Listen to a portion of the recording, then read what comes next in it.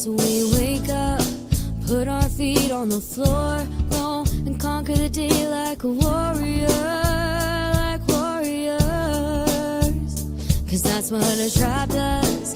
We got your back so you can relax and focus on all the important stuff, like getting your business done. This is our tribe. We look out for each other. That's right, that's right. This is our tribe. We help each other grow in business and life. That's right, that's right. No need to panic anymore. We got lots of support and an army of warriors by our side. We fight the good fight when we unite. We fight the good fight when we unite. Cause that's what a tribe does. We got your back so you can relax and focus on all the important stuff, like getting your business done. This is our tribe. We look out for each other. That's right, that's right. This is our tribe. We help each other grow in business and life. That's right, that's right. This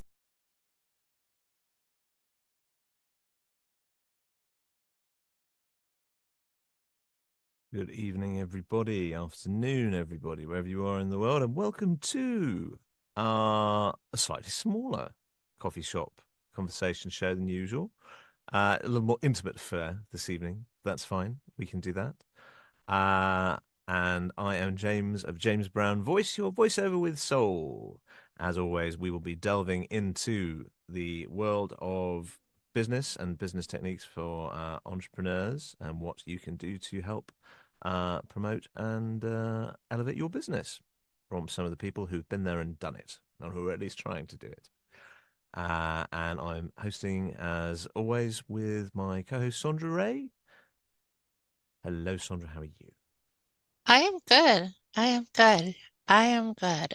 Yes, definitely happy to be here today so we can talk about marketing and branding and all those things that help make our business function, like move forward function, like helps us get clients and all those amazing things.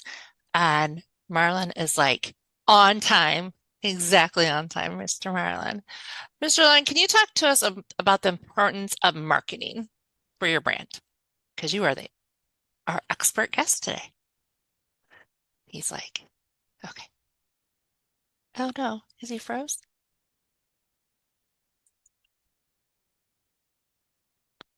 Are you there, Marlon?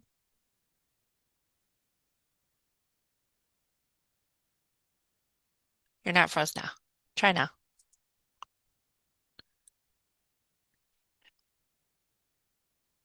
I won't let you unmute. Oh, there you go. You're unmuted. I think I'm having some glitches here. Can you You're guys good. hear me? Yes, we can hear you. Okay, because I can't hear you now. Oh I'm not really no. sure. Yeah, I seem to have an issue. Do you want to go out and come back Um, in? So I didn't hear. I know that you directed it to me. I just can't hear. So I might need to log back on Okay. because Yeah, I go ahead and can't. do that. I'll be back. Okay. Sounds good. Sounds good. Um, we can. So James, how do you feel about marketing your business? I know as a voiceover, I'm sure is that a tricky? I don't know. I'm just hoping that you've come to me right at the moment where I think I'm going to sneeze. Okay. But, okay, I think I've been denied the sneeze, which is always a terrible thing when you are denied a sneeze, but that's okay. It's better in this case for the advancement of this program. That's fine. I'll go without my sneeze. Marketing is a bugger. It's just one of those things that I'm sure there are people who absolutely love it and are very, very good at it. It's just it's a necessity. So it's something that I have tried to make sure that I do every day, or as close to every day as maybe, take the weekend off. But I really, really try now not to forget about it, and not to, because I'm just sure that if I don't do it, then it's going to lead to some serious holes in client acquisition and work down the line. The whole point, I think, of doing it is to obviously cultivate and develop those relationships with potential clients, and to be getting your name out there and hopefully solving some problems, giving some value if you can, and making those connections, which is, and sometimes it can be tough because, it's easy to do it when things are going well, I find, but when things are slow, it becomes quite hard because you think, oh God, I need to be doing the actual work. But you have to keep telling yourself that this is actually probably the most important thing that you can do for your business, because this is what will lead to more work down the line. So the other work will come in that you already have, but this will make sure, or at least give you an excellent chance of having fewer holes down the line as you keep doing it, because it'll be cumulative. So very true. So very true. Yes, That's marketing what I'm is finding. marketing's ongoing. So Mr. Marlon, you're back? You're good? You can hear us. Okay. Can you just speak a little bit about the importance of marketing in business? That's the topic. So you can go whatever direction you want to go. I'll let you have free reign here, but just give us like a couple of minutes of why we should do marketing and the importance of it. Thanks, Sondra. I think, well, and apologies everybody for my tech issues.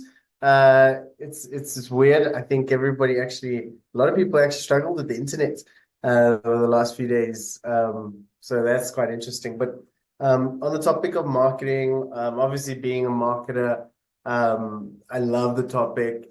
I think, look, as any business, we all need to market ourselves.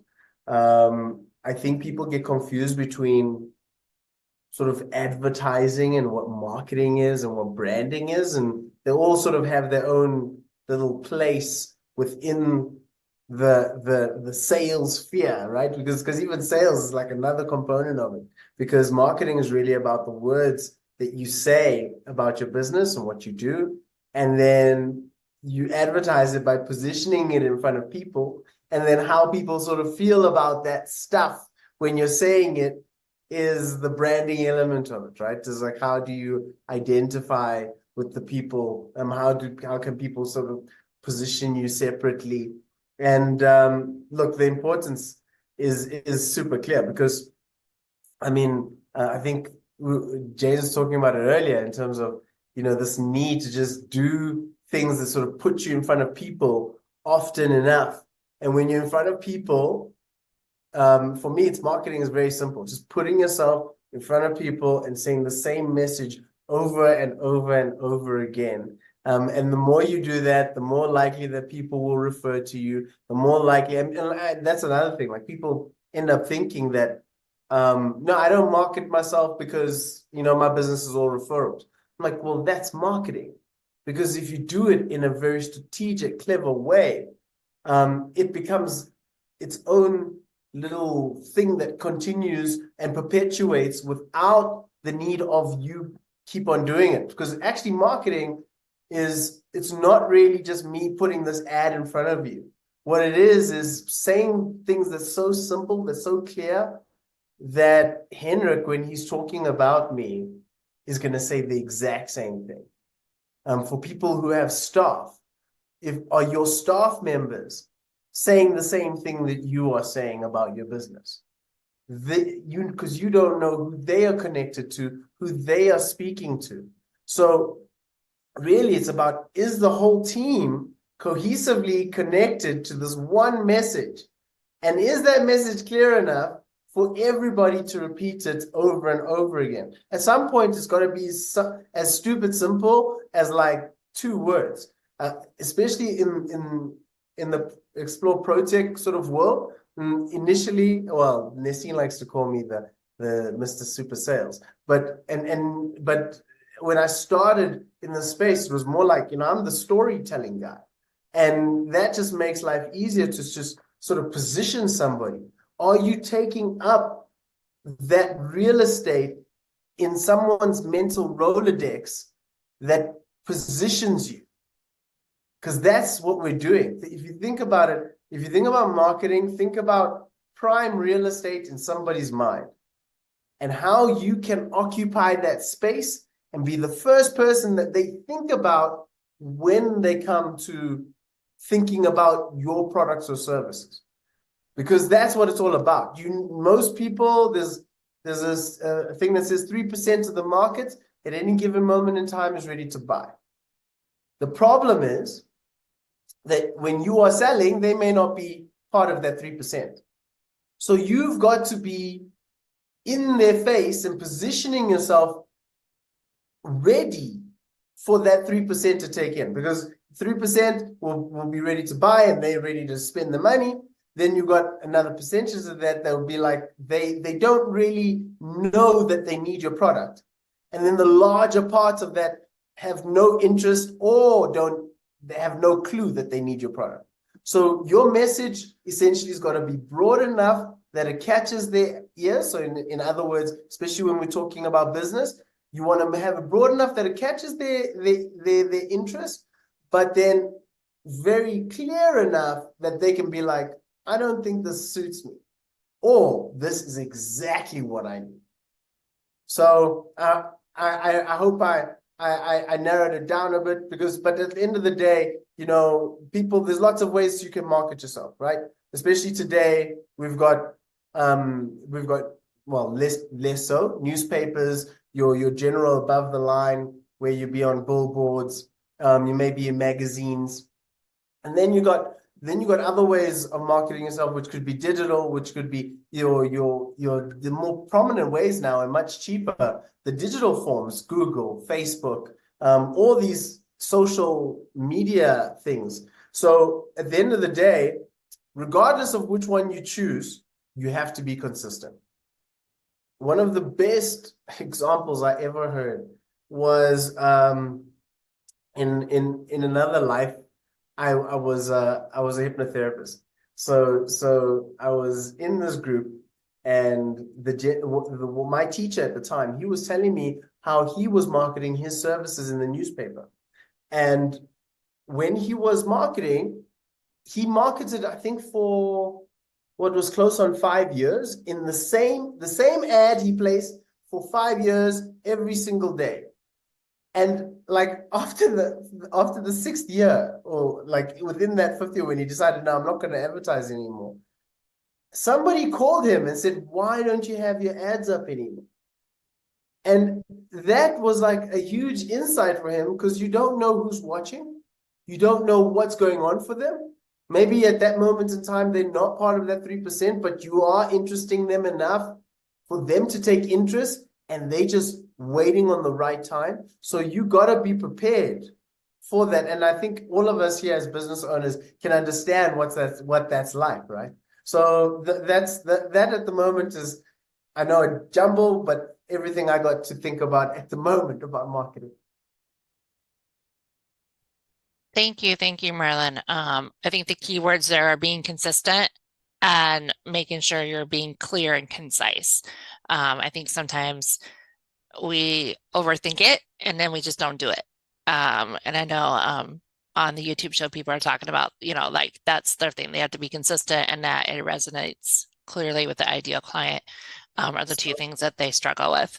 Yeah. Can I add something there? It's Sure. Because consistency is the one thing, but then there's another part that we think that our customers understand what we say in our business. So we use these because we work with it every single day. We have this very intricate, detailed perspective on everything we do. But 10 to 1, and I'd just ask the entrepreneurs in this room, how many of your customers, like if you were like on a 1 to 10, obviously you're like at 15, but in terms of knowledge about your product, on your customers in that same scale, where do you think they sort of sit? Please just give me a number. Probably 4 or 5, because I've had clients go, oh, I thought you did this versus that.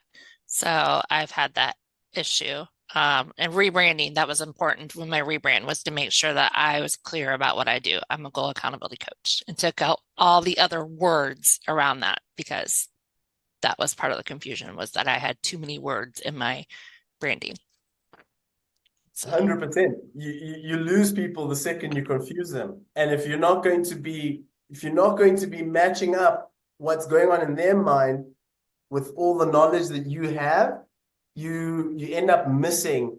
I mean, your marketing will just completely, your advertising, when you're going to go put money into things that to drive your message further, it's gonna miss. Sorry, I'm cutting you off there, Sondra. that's okay. That's cool. That's cool. Mr. L, come in on the conversation. Definitely want to get other perspectives. All right. Hi, everyone. Madam, thank you so much for clarifying what we miss by using the term marketing, because some of us take advertising to be marketing. And you thinking by doing this marketing, what I want to do is turn this into sales. Meanwhile, that's just advertising, which is a part of marketing. So there's a lot of confusion between marketing, between branding, between sales, so there's just a lot of confusion. I think you cleared it well, and I like your can I call it your tagline? It's a prime real estate in somebody's mind that you need to occupy. I had to write that down so that I don't forget it. So it's look, for me, marketing is very broad, and I think and I hope we will be able to go into the different tools that we can use in marketing. And I know you mentioned the above the line marketing, the below the line, and all that, the social media that we are seeing these days. And I think it would help entrepreneurs to understand what tools we've got at the moment, because as you mentioned correctly, newspapers are falling out, magazines, I think we're going online now. So a lot of that advertising that we used to page through, hear the sound of paper going through, we don't hear it anymore. We're more online now, so I think what we could do is also mention the tools that we have at our disposal at the moment to help entrepreneurs to understand where we are. What do you use these days? Because there's also, I mean, the difference between product marketing and service marketing. I think those would be different. If Sondra is marketing her services, she'll market them differently to me selling coffee, for instance.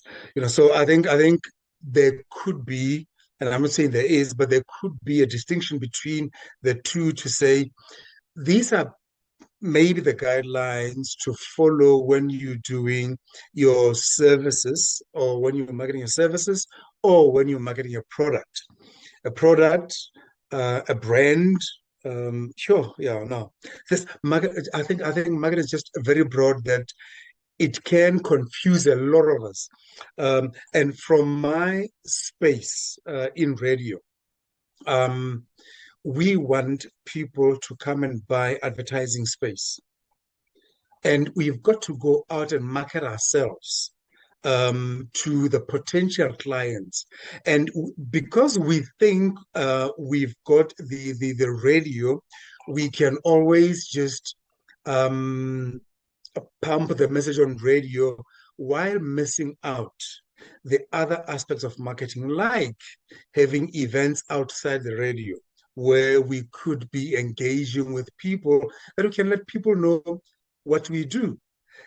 So I think there's a lot of misses that we can have as entrepreneurs, as companies, as businesses when it comes to marketing. And that's Lesetja Mokou from Litmok, your business development agents. Thank you, Lesetja. Yeah, it's interesting to get the different perspectives on that as well. Do we have anyone who would like to come in on that as well? Hendrick?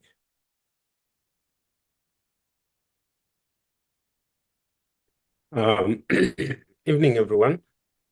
For me, my understanding of marketing as to what it is and how we can use marketing, also my interpretation of what Marlon said earlier on is marketing is actually you telling the potential client how you can add value to their day-to-day life, be it a business, be it like you need to know, and you need to know when you put yourself out there, you need to give us solutions as to how are you going to make our lives or our business runnings better. If I have challenges with regards to for example, I've got stuff that needs to be motivated, then I know which coach to bring to come and speak with them about motivation, how to actually put back that need or that a fire that was there within the business. So yeah, in a nutshell, or in short, for me, marketing is just you telling your potential clients how you can make life easier for them. The most basic example I use is that of an elevator pitch, for example. People do not want you to tell them that, can I come and see you? They've heard that a thousand times before.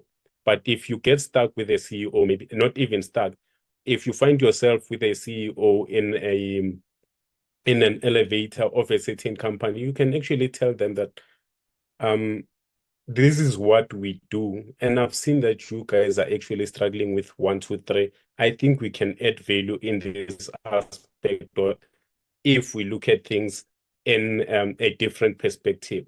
That leaves a mark with them, because a challenge is they are thinking, have I heard this before?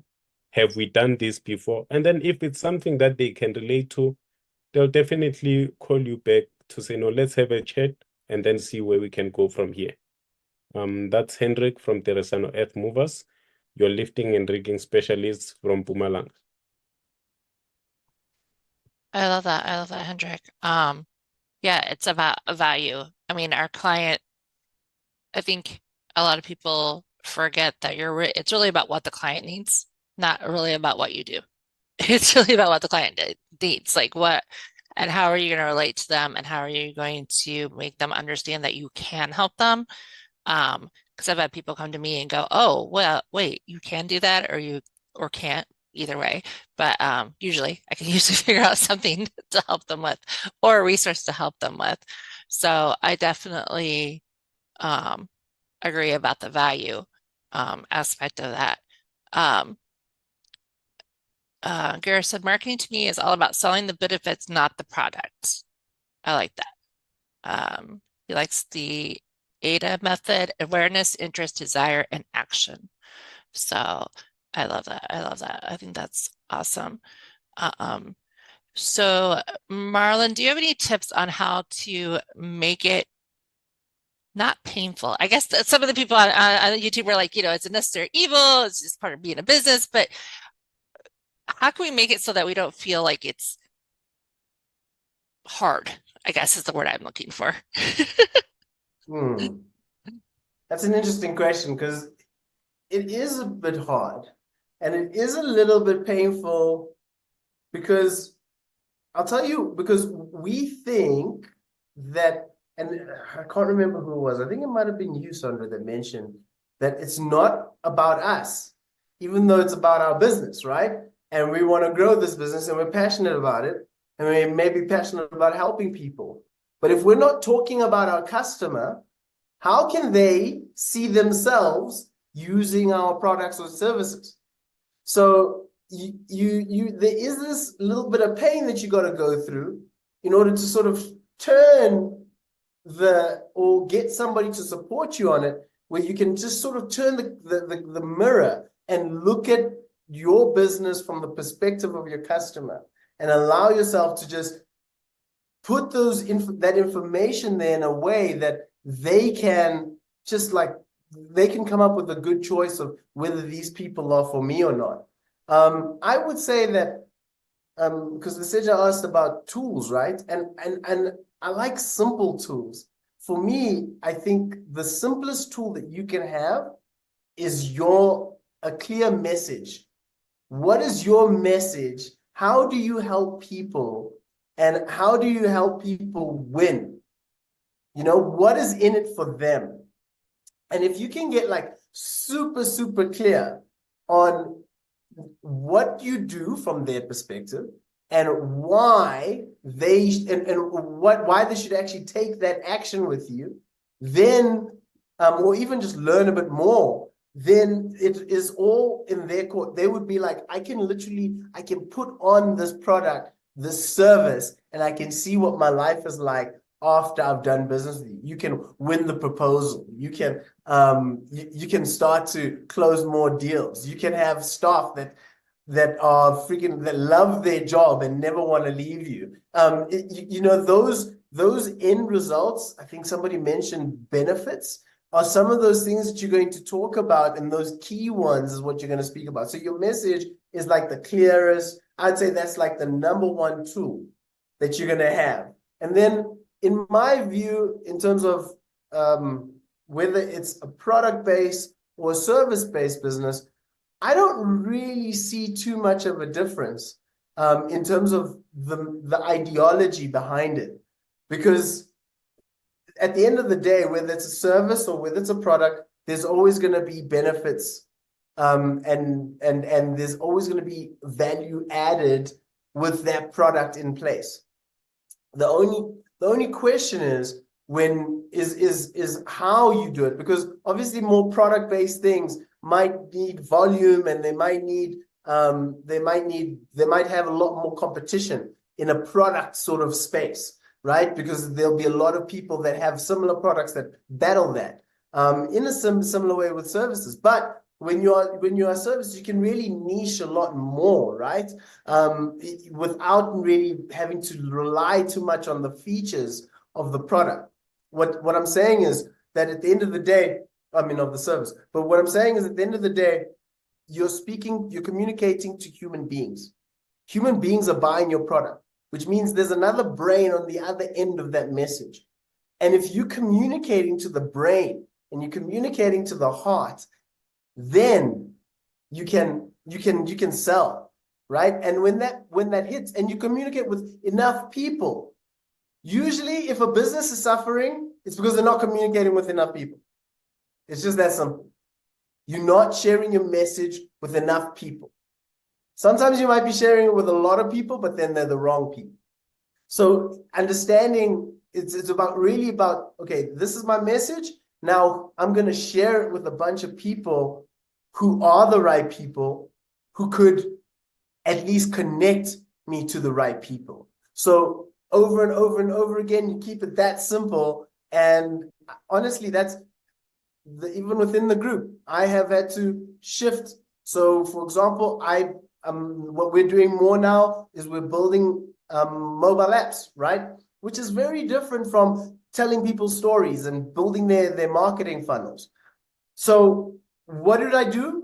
I started connecting with a whole lot of people that eventually, and also using those people to position my product, to understand, to share it with them, and then they'll give me feedback and say, I don't quite get it. And that was like the best feedback I could get, because I was like, don't you get exactly? They'll tell me, I'll fix it up. And by the end, I was like, no, I help people build software that helps to generate income, grow the business, and you will be able to communicate with people across multiple platforms. So now it's like, okay, it kicks out a lot of the market that want to build software, that needs specific e-commerce software.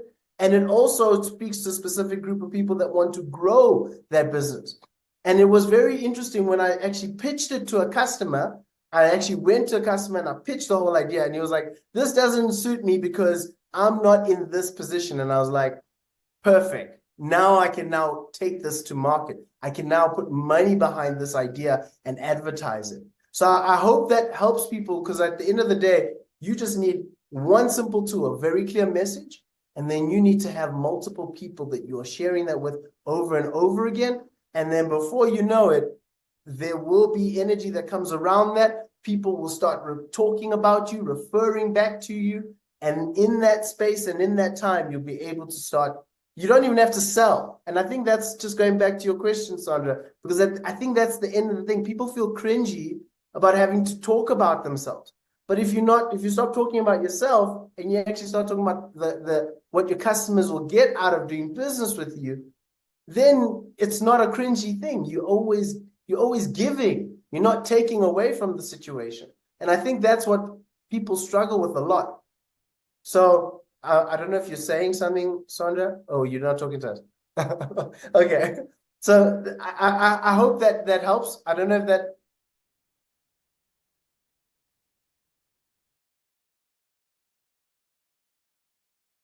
It's very interesting, and some of it runs counterintuitive. For instance, like for me, because the product is me, a lot of my marketing tends to be me talking about, for instance, either what I might be doing or how challenges that I'm trying to overcome or have faced in certain parts of my business and my marketing. But I also I'm aware that it's very important to talk about, obviously the benefits of what you get when you're working with me and with the business themselves, because they ask, you answer again, isn't it? So you want to find out, of course, what people are wanting to know about your business, and then ideally tell them, and then probably tell them in a way that also highlights what you do slightly differently to everybody else. So and the idea of, obviously, you're not selling to people, you are actually trying to help people because you can solve a problem that they have. I think that's an important thing to remember. If you have a problem, or if you struggle to market, and you think, "Oh God, I'm imposing on everybody," yeah, people there you're going to make their lives easier and their customers happier if you're doing your job well and you're providing that service to them. I think. Lesetja, come in, Sam. Yeah, thanks, Mr. Brown. I just want to bring this portion in about Explore Protect themselves, the way they market themselves, or the way we market ourselves as a network that is not out there to sell to you. We are there to help you. So when we come to you, we don't say to you, okay, this is what we have that will help you to grow your business or increase your bank balance or something like that. We say, no, let's just have a chat. It's coffee first and we'll do business later. For me, it's a very simple message, but very impactful, because when you go out to a person and they say to you, come, let's just have coffee, you are going to go there open-minded, because somebody's going to learn about you. And I know we always let people speak about their businesses. We learn about their businesses before we can say to them, here's the solution. I don't think we ever say, here's a solution. I think we work through it with the person. So I think it's a very lovely way of marketing yourself, not imposing on people to say, I am going to do this for you, but saying to a person, come, let's talk about you. Let's talk about probably maybe your challenges. Let's talk about what you're going through. And as somebody speaks, I think they become more comfortable to speak to you. So if you go out to the market with your product and you don't impose anything to them or onto them, you get to get the trust, and then you will know what they need. You'll be able to then market your stuff to them because you already know what they need. So that's that's, I think that's how we do it in Explore Project, which I really, really appreciate. I agree. Mr. L, which is one of the reasons that I like within the first week or two was easily willing to join the tribe, because it really was about helping each other. And I really, since I started my business back in 2018, coffee chats to me were always about learning about the other person. It really was not about me selling them anything. It was really about learning about their goals and what they had going on in their life and about them as a person. And because I deal with both sides, life and business, I want to know them as a person, not just as a business owner. So I do ask a lot. I always have them go first. I ask lots of questions, and usually our time's almost up before I ever say one word about myself. But that's just, I genuinely want to get to know people.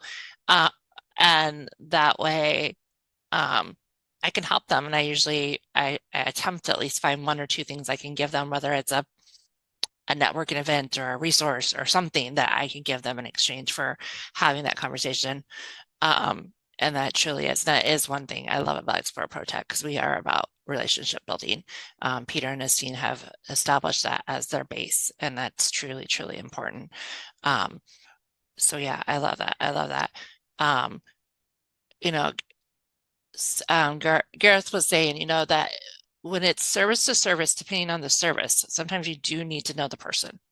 So like as a coach, I agree with that, because I'm your coach. It's an intimate relationship. I mean, I'm getting into your problems and your goals and stuff. So if you don't know me or don't know me from Adam, Peter said, hey, just go sign up with you.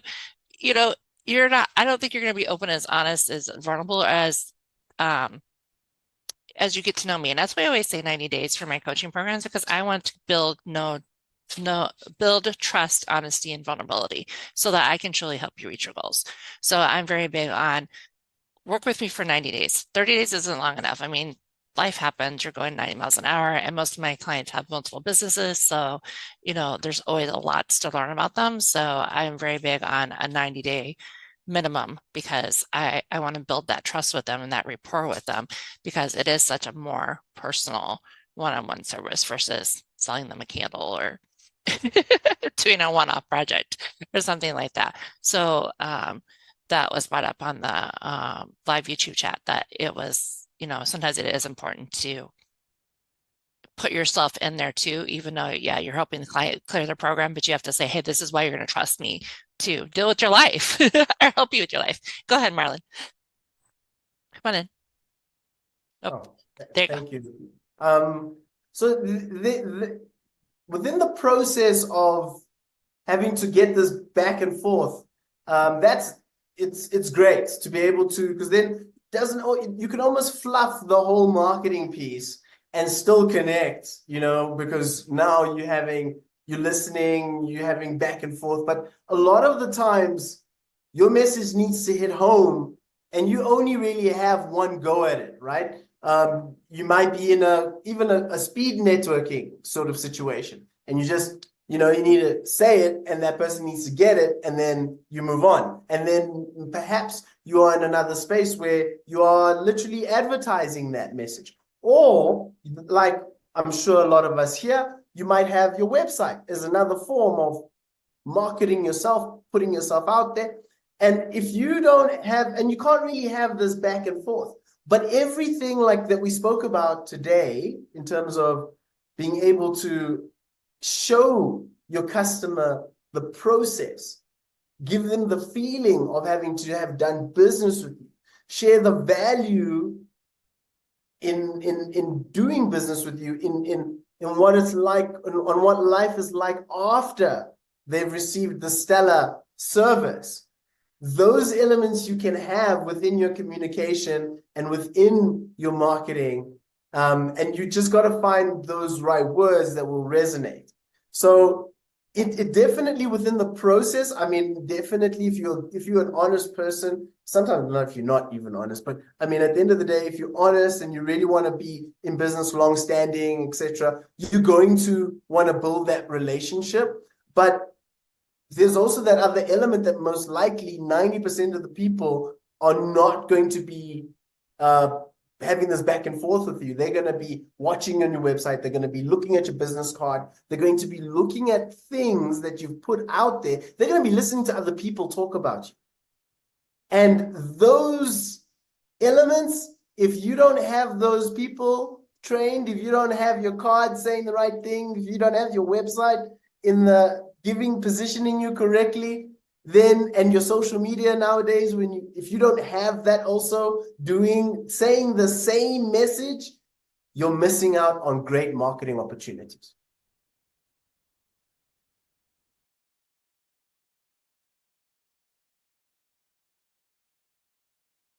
And on to Hendrick.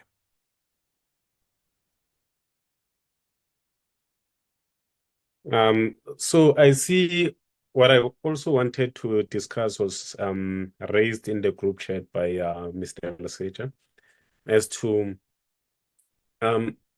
one thing we shouldn't take for granted also is the non-verbal marketing, like your brand presentation. How does your brand come across to people? Your website, do you have like posters on billboards? Do you have those things can also go to add value to your marketing, because someone can be driving through and then they see a board which speaks about what your company does, be it in picture illustrations and then they say, you know what, that's something that I'm very interested in. And then they start to build that interest in them, and then they can reach out and you can have a client. And also, the second thing that I wanted us to focus on is what form of marketing is more beneficial, or I'm not sure the right words to use. As Lesetja said, that we need to talk about the importance of marketing. So how do you know that the marketing that you've put out there, it's working for you or it's not? That's a great question. That's a great question. Go for it, Marlon, because that is definitely not my expertise. But this is the thing, right? So so a lot of people that maybe seek out agencies and marketing specialists is because they've probably invested money into some form of marketing and then they got zero result. But the problem is, the first thing is you need to be very clear on what the outcome is. So obviously, the first one is like money in the bank account, but that's not how it gets there, right? You don't, it's not all of a sudden that somebody just sees your ad and walks in and says, yes, I'm gonna buy, you're gonna put your construction services here to work. It doesn't work like that, right? There's relationship that needs to be built on that, especially in like your industry. You have to be credible to be in that space in the first place. So you can't just show up. And just because somebody even says, you know what, I like you, Hendrick, I think you should be here, that doesn't necessarily mean business either. You have to, there's a certain process that needs to follow. So first things first, you got to be very clear on the outcome. So a lot of the time, if you're going to be putting messages up on like Facebook or something, that's a great place to drive leads. And then the idea is to understand, if I am, so for example, we're actually doing it at the moment. We're running ads for an event that we want to run. And the event, it's free. Within the event, there will be some sales component to it where people will be, offered the opportunity to buy. Initially, we know that we need a specific number. We need to hit a specific number for the deal to be viable, because we know that with the marketing that we're doing and the advertising that we're doing up front, we're going to actually run at a loss. So we need to get enough people through the front door so that there are a certain segment of those people buying on the second level, which actually makes the whole thing break even. Once we've broken even, we know we're going to hit a profit. Why? Because there's a multiple amount of people that we are going to remarket to. And on top of it, because of the sales process that we have in place, we know that the ongoing sales will generate profit within the next 2-3 months. So it's about understanding your numbers quite well. It's not just about jumping, oh, we need to put up a billboard, because the billboard might get you eyeballs.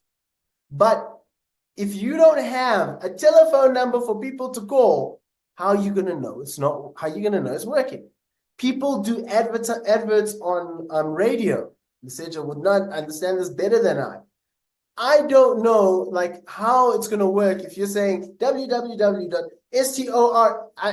You're going to lose the audience, right? So you got to be like, you got to be so clear. That's why even those call share numbers, they are words, just to get very, very clear. So that we know that when we put out this ad, because we gave the number, depending on how many people actually call this number, number one, then the number of people that call the number and bought is the second level. So now we can say, okay, this either worked because there were a good number of leads that came in, or it didn't work because we're not going to continue down this line because there may have been a lot of leads, but they weren't the right customer.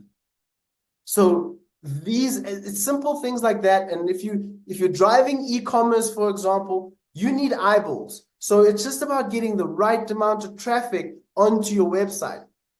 And the easiest way that anyone can do that is just go to the people that have those eyeballs already, that you can provide your products and services to. Products, let's just start there. You provide those products to for free or whatever the case is, and they quid pro quo, they drive that traffic back to you. So it's just those simple things of whatever avenue you're going to go down, just figure out what is the end result of this. If it fails and we get 2 eyeballs, is that going to be worth it? No, it's not. Okay, so then I'm not willing to go down that road. So when you look at the downside, which most likely it's going to happen, then you can really be strategic about it, but know your numbers. Know how many leads you need, know how many people need to be looking at it, know whether you are putting the information in the right places, and then that will start to tell you whether your marketing is working.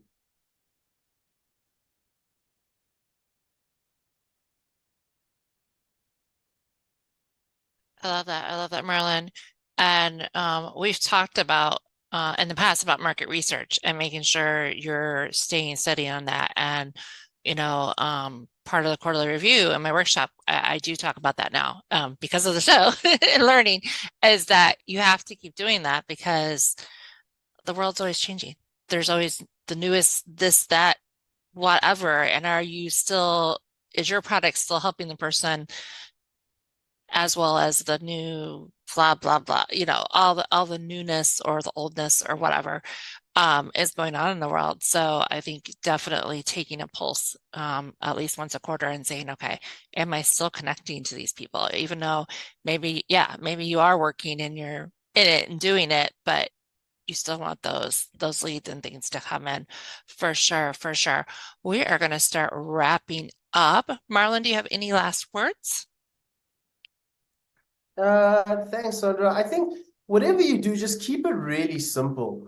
You got to a lot of the times, so I'm a service-based business, very, very small team. And part of the problem with a small team is that you bottleneck very easily because you go out, you market, you get people interested, they buy, then you go in and you service that same product. It's part of the brain injury of most entrepreneurs. But when you understand that, okay, the idea is that I need to be consistently in the face and in the spaces of people that potentially want to buy. Then you've got to start building that for yourself. This is the beauty of social media.